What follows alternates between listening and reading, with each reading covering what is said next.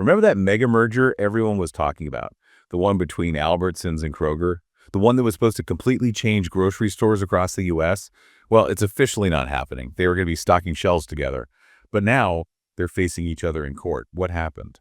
Well, the legal battles were just too much to overcome. The deal was worth a huge amount, $25 billion, but Albertsons ultimately backed out of the merger agreement. It was all because of the problems they ran into in both federal and state courts. So this is more than a simple contract dispute.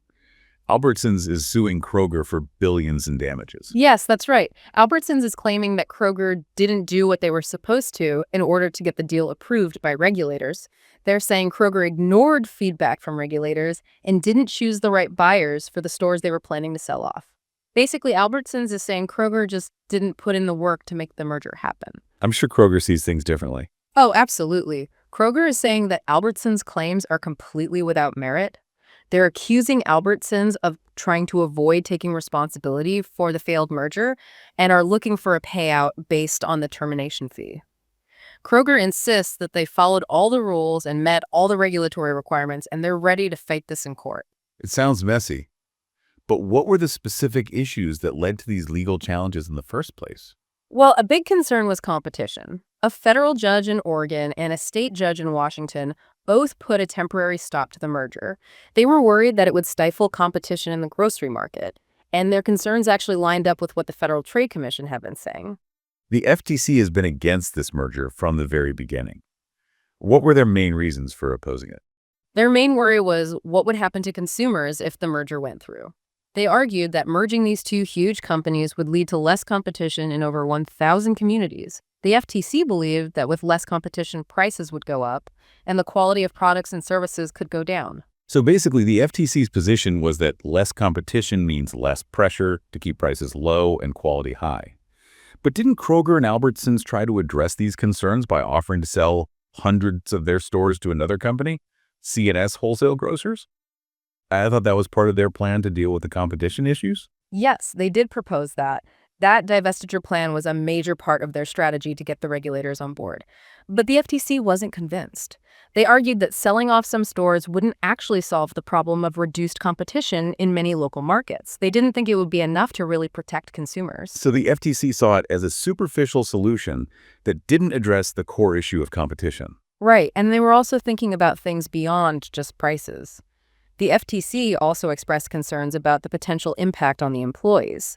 If the companies merged, there would be a combined workforce of roughly 700,000 people. The FTC was particularly worried about the potential weakening of union bargaining power. So they felt a merger of this size could give the combined company too much power in labor negotiations, potentially hurting workers. That was definitely one of their concerns. This whole thing has a lot of implications, doesn't it? It's not just about what happens in corporate boardrooms. We're talking about competition, prices for consumers, and even workers' rights. There's a lot to unpack here. Before we move on, could you explain more about these divestitures we keep mentioning? I think some of our listeners might need a clearer understanding of what they are and how they work in these situations. Of course. A divestiture is basically when a company sells off a part of its business. This could be a specific division, a subsidiary, or a set of assets. In the case of a merger like this one, companies often use divestitures to address antitrust concerns. So Kroger and Albertsons were hoping to use a divestiture to persuade regulators that their merger wouldn't create a monopoly. Exactly. They were trying to show that even after merging, there would still be enough competition in the market. They were essentially arguing that they were just consolidating some operations while still allowing other companies to remain active in the market. That makes sense. But as we've discussed, the FTC didn't buy it.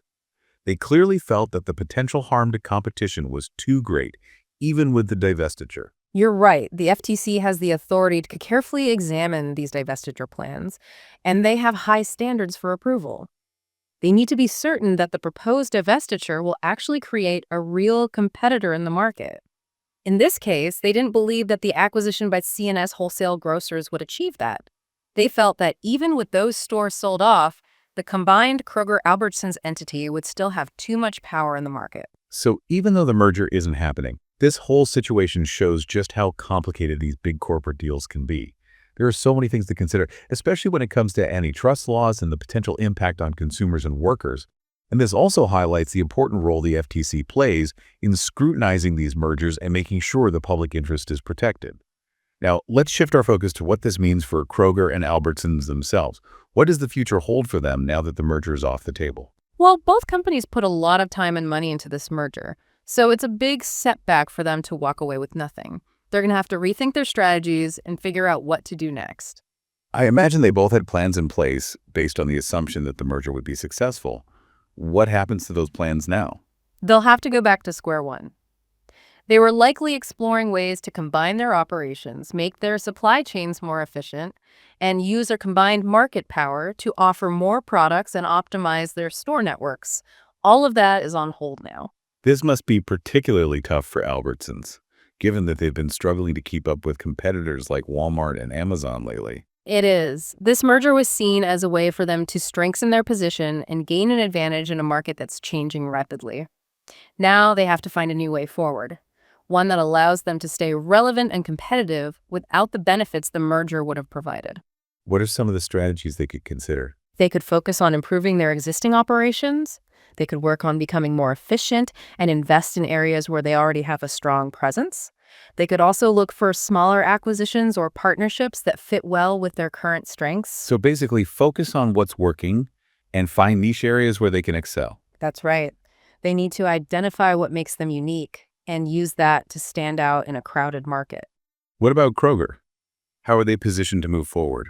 Kroger is in a better position overall. They're the bigger of the two companies, and they've been doing relatively well. They've shown they can adapt to the changing grocery industry. They've invested a lot in technology and innovation.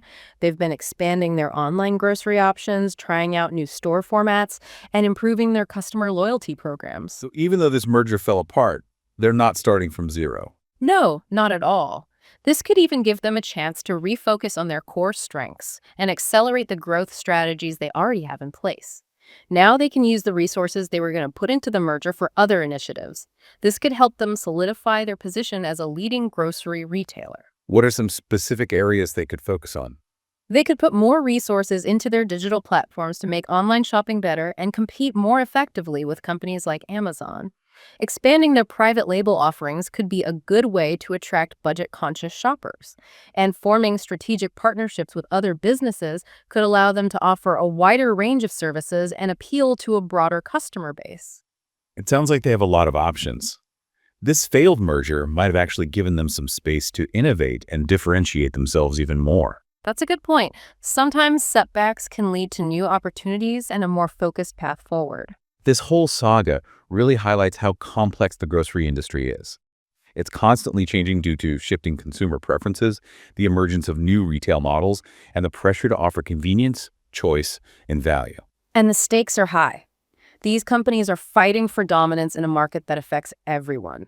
The decisions they make, the strategies they choose, and the battles they fight all have consequences for consumers and the entire industry. And that brings us to an important point: the role of antitrust regulation in this ever-changing landscape. The FTC's intervention in this case and their success in stopping the merger shows how important strong antitrust enforcement is. They sent a clear message that they are carefully watching deals that could harm competition. They made it clear that they're willing to step in to protect consumers and workers. It seems like they're taking a more proactive approach, recognizing that too much consolidation, especially in essential industries like food retail, can be risky. Their actions are a reminder that even in a free market, there need to be rules to ensure fairness and prevent monopolies that could stifle innovation and limit consumer choice. The FTC's role is to protect against those potential harms.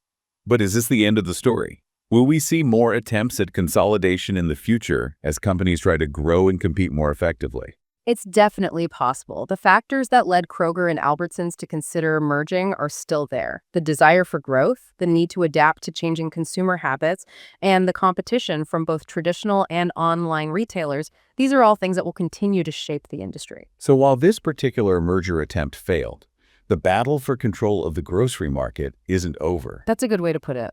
We'll probably see more strategic moves, innovative partnerships, and maybe even more consolidation attempts as companies try to position themselves in a marketplace that's constantly changing. They both put a lot of resources into this, so walking away empty-handed is a big hit. Now they have to figure out what their next steps are and reevaluate their strategies. They probably had a whole plan in place, assuming the merger would be successful. What happens to those plans now? Back to the drawing board. Before this all fell apart, they were probably looking at ways to combine how they do things, make their supply chains work better, and use their combined power in the market to expand what they offer and optimize their store networks.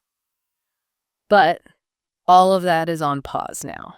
For Albertsons, this has to be especially tough, considering they've been having trouble keeping up with companies like Walmart and Amazon. It is. People saw this merger as a way for them to really boost their position and get a leg up in this market that's changing so quickly. Now they're stuck figuring out a new path forward, one that helps them stay relevant and competitive without all those benefits that the merger was supposed to bring. What are some things they could do? Well, they could double down on what's already working. Focus on strengthening their existing operations, improving efficiency, and investing in areas where they're already doing well.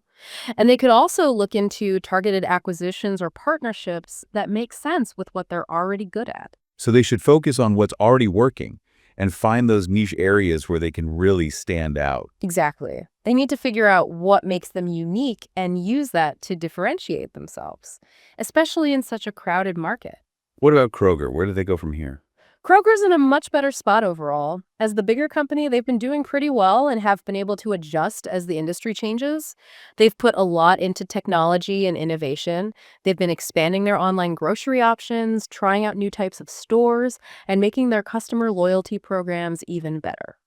So even though the merger didn't work out, they're not exactly starting from scratch. Not at all. This might actually give them a chance to focus on what they're already good at and move even faster with those growth strategies and all those resources they were going to use for the merger.